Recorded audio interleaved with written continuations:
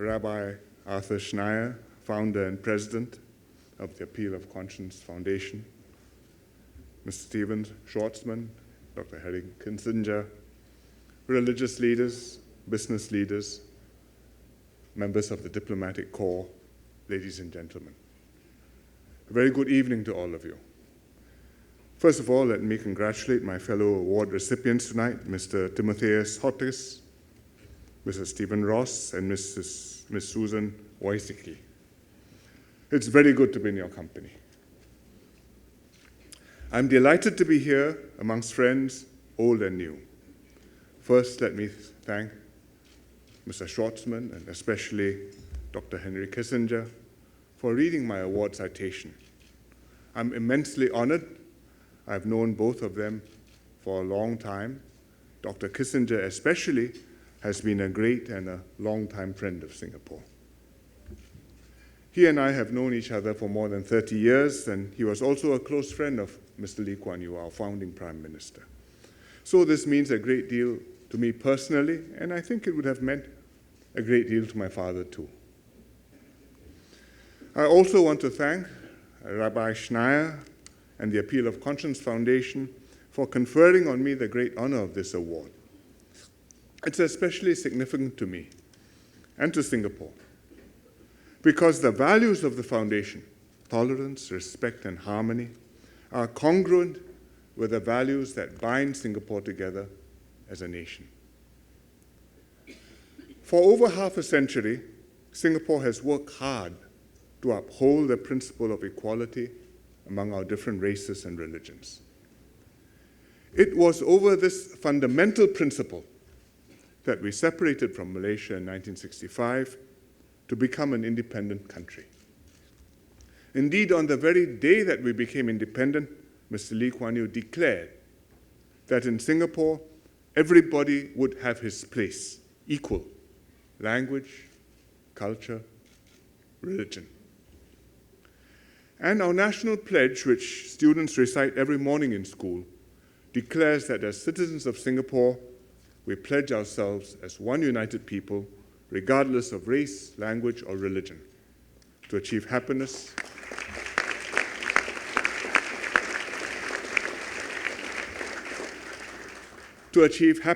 prosperity, and progress for our nation. At the time we created the pledge, this was a dream and an aspiration, but over half a century, in substantial measure, we have made it come true, and we continue to strive towards this ideal. This founding philosophy enabled us to grow into a diverse but harmonious society. We are racially and religiously diverse, 5.7 million Chinese, the majority, Malays who are Muslim, Indians, Eurasians, and others, living on an island slightly smaller than New York City.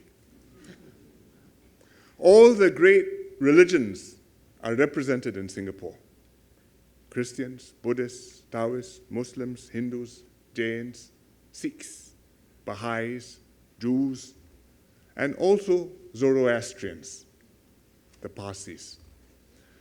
The Pew Research Center ranks Singapore as the most religiously diverse country in the world. And today, it is a harmonious society. And we didn't become so because Singaporeans are uniquely virtuous people.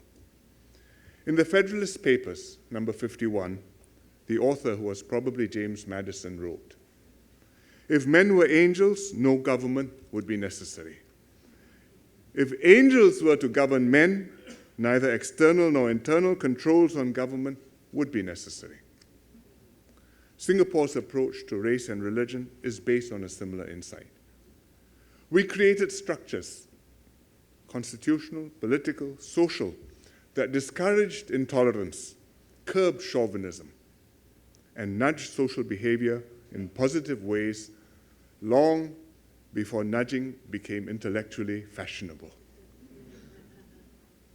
Constitutionally, our state is strictly secular, but not anti-religious. Our religious communities trust the authorities to treat all faiths completely impartially. Laws are based on the national interest and not on religious commandments. One of the first constitutional measures we passed after independence was to create the Presidential Council for Minority Rights.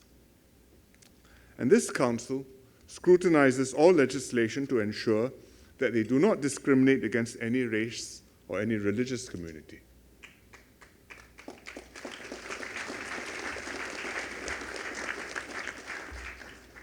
We also created a Maintenance of Religious Harmony Act, which empowers the government to act against religious leaders or groups who cause feelings of enmity, hatred, or hostility between religious groups, or who use religion to promote a political cause.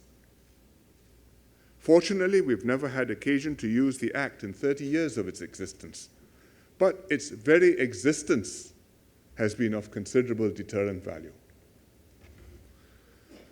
We design electoral rules to encourage multiracial politics instead of the politics of race and religion. In parliamentary elections, political parties are required to present multiracial slates to contest multi-member seats. You put up a team of 4, 5, or 6. One member of the team must belong to a minority race designated for that constituency, and you compete against another team, team against team, and the better team wins. And the point of this is to discourage political parties from championing particular racial or religious groups and dividing our society along primordial fault lines. Because if you do that, you are undermining the minority member of your community. And if you champion your minority rights, you alienate the majority members of your team, and you alienate the majority of the members in your constituency, all of which are racially mixed. So this prevents us from being divided along primordial fault lines, and it also guarantees that our parliament will always have a minimum number of legislators from the minority communities so that minorities do not feel shut out. Recently, we took this further. We amended the Constitution to ensure that our president, who is a directly elected head of state,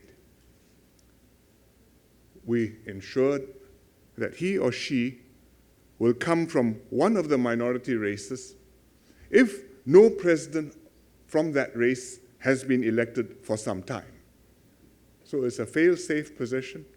You have a free election, but if after 5 elections you have not had a president from a particular race, the next election is a reserved one for candidates from that race. And so we've made multiracialism not just a political aspiration, but a structural feature of our political system. And this is reinforced by our public policies. For example, in our public housing estates, where public housing is sold to people, and after some years they can then freely transact and resell the houses, we've ensured that in every township, every precinct, every residential block, we have an ethnically mixed population. Since over 80% of Singaporeans live in public housing, we have no racial enclaves, we have no ghettos. Every part of Singapore looks something like every other part, diverse and multiracial. And every member of parliament looks after a multiracial constituency. He does not represent a constituency whose boundaries have been drawn to include only a particular group. Had we not done this and intervened in the housing market, our population would have become racially segregated, as has happened in many other countries, with very serious social consequences. In our schools, students of all races and religions study together. This also the result of having mixed constituencies, because they're living in mixed residential areas, and therefore they go to schools, which are also mixed, without being bused. They are all taught a secular national curriculum, even in schools affiliated to religious groups. And in our media, we do not allow blasphemous cartoons, songs, or other offensive materials that denigrate or disparage other races or faiths, whether this is done in the name of entertainment or freedom of speech. Within this constitutional, legal, and policy framework, Singaporeans have learned to live peacefully together. Mosques, temples, churches, synagogues are all within walking distance of one another, and sometimes even hold events together. I went to a Catholic school. There's a church in the school grounds, and across the road from us, there was a synagogue. There was a synagogue, one of two in Singapore, catering to a very small Jewish community, a few hundred people, but part of the diversity and the freedom of religion and the harmony of the faiths which we have generated in Singapore. Religious groups make compromises and adjustments in their practices, mindful of the sensitivities of other faiths. For example, mosques tone down their loudspeakers that carry the prayer call, the azan. And to make up for this, we broadcast the azan on national radio. On their part, Christians exercise restraint, proselytizing to people of other faiths. Because to you, it's the gospel, the good news. But to people of other faiths, if it's not done sensitively, it can be taken amiss and can cause offense. And so we have made our adjustments. We have learned to live harmoniously together. And we've made this accommodation of the faiths, not just through our policies and edicts, but in our daily lives. We are also fortunate that religious leaders in Singapore understand the multiracial and religious context and guide our flocks responsibly. They've worked together to promote mutual understanding and strengthen the ties between the groups, for example, through interfaith dialogues. We have an organization in Singapore called the Interreligious Organization, and almost all the faiths are there, and they've existed for 70 years. I just celebrated their 70th birthday with them, and they are probably the oldest such organization in the world. The different leaders have cooperated quietly with one another to resolve sensitive issues which inevitably arise from time to time and prevent them from flaring up and causing wider misunderstandings. These policies and practices have served Singapore well. Over decades, Singaporeans have become more united. We've strengthened our identity as one people. But circumstances are changing, the world is changing, and we have to adapt. And I want to highlight four forces, four megatrends, if you will, that are impacting us greatly. First of all, our society is experiencing growing religiosity among all faiths, even though the non-religious form a growing minority, but the people who are religious are becoming more religious, more fervent, more formal in their beliefs. It's a worldwide phenomenon. People everywhere take their faiths more seriously and practice them more fervently. In itself, this is not a bad thing at all, because religion is a deeply held conviction, personal conviction. It guides one's conscience and gives one a profound sense of the meaning and purpose of life. But as convinced as one may be of one's own faith, we cannot get carried away and show disrespect to other people's faiths or other people's gods. In Singapore, we strongly oppose exclusionary practices, practices that discourage people of different faiths from interacting with one another as fellow citizens. This year, our religious leaders came together and made a formal collective declaration that it's entirely proper, indeed it's praiseworthy, for people of different faiths to befriend one another, to exchange felicitations on each other's religious festivals, and eat together, despite different dietary rules. All common sense, none to be taken for granted. Second, being a small and open society, Singapore is particularly susceptible to external influences. Every racial and religious group in Singapore has extensive links with larger communities abroad belonging to the same race or the same faith. All our religions have their roots elsewhere and take guidance from superior authorities somewhere else. We are a small island, but we are not an island unto ourselves. It is not possible. And with globalization, these links have blossomed. They enrich our society and allow us to learn from others. But they can also import disputes and troubles from other lands that will undermine our social cohesion. We do our best to insulate ourselves from other people's problems, knowing full well that complete disengagement is impossible. So we ban or we expel foreign preachers who bring their foreign quarrels to Singapore, or who seek to persuade Singaporeans to practice their religions in ways that are not appropriate to our society. At the same time, we explain to Singaporeans that different societies often practice the same religion in different ways, and we try to inculcate in ourselves confidence and pride in our own way of doing things, our own practices and norms. Thirdly, social media has altered the way people communicate. It helps provocative views to circulate and gain currency. Charismatic, radical preachers have built followings in the tens of millions online. And a single offensive or thoughtless post that goes viral can be seen by millions within a few hours and create a tense situation when all was peace and calm the night before.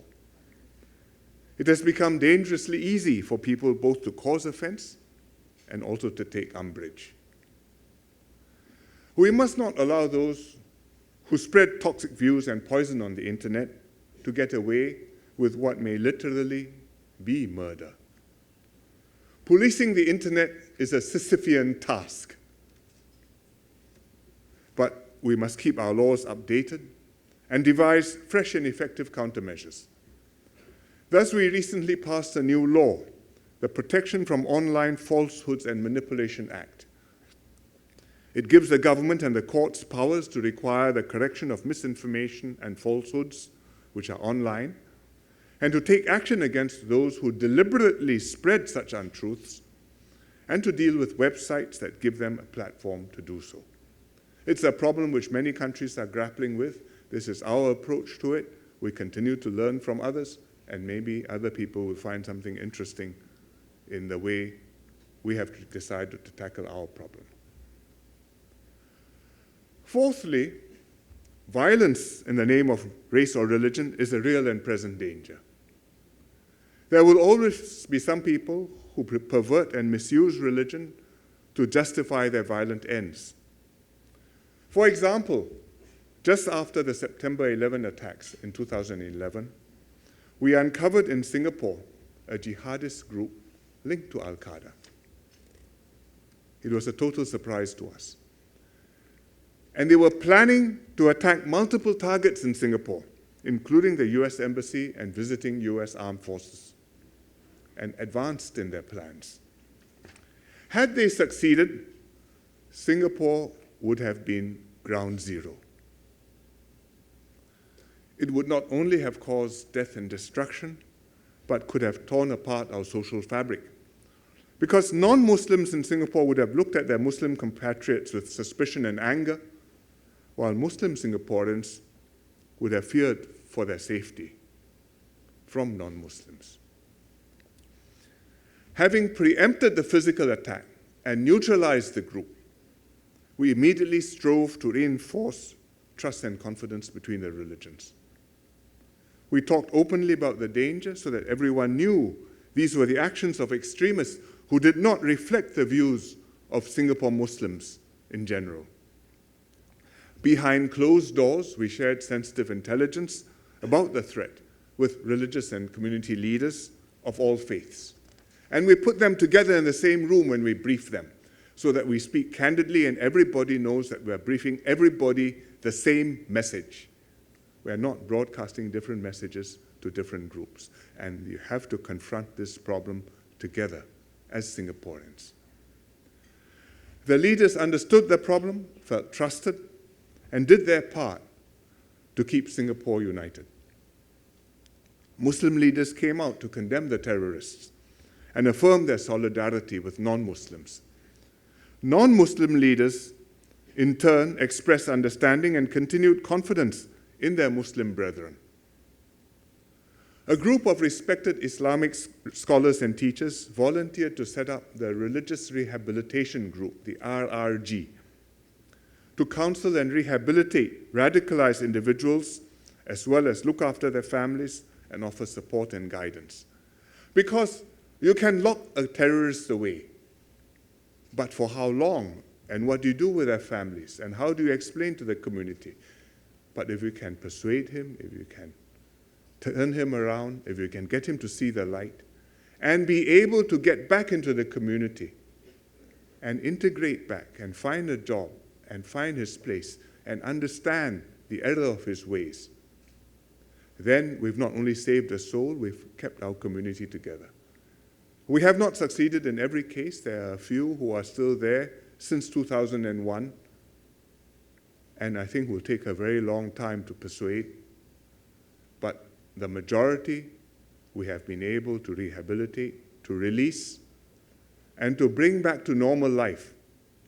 And we've done that probably to 80% of the people we've picked up, 90%, with only a couple who have relapsed and come back again.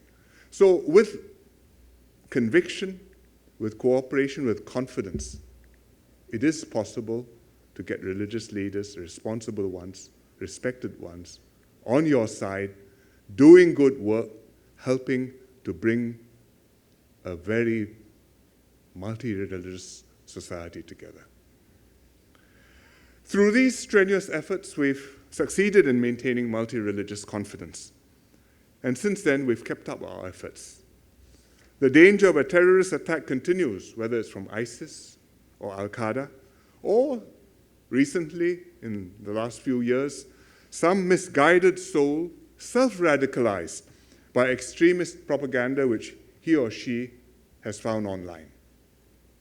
And if such an attack ever happens, Singaporeans must hold together as one nation.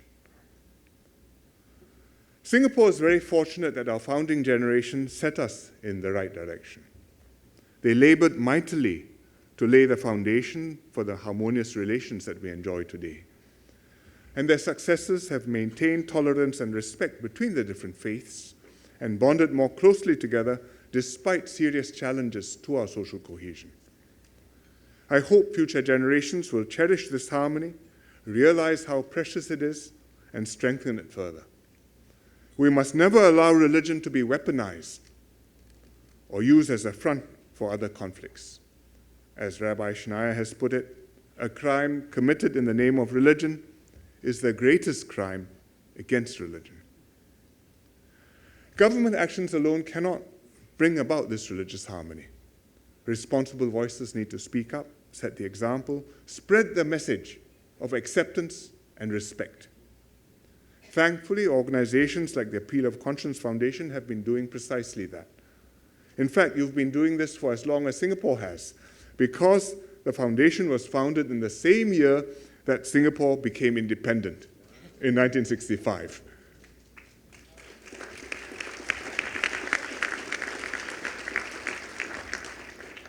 I commend your good work, and I'm humbled that you have decided to confer the World Statesman Award on me this year.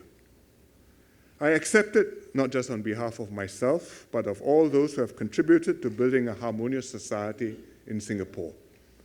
May this award continue to inspire us all to pursue our unchanging ideal of people living together in peace and harmony, regardless of race, language, or religion, in every country in the world and in the world as one together. Thank you very much.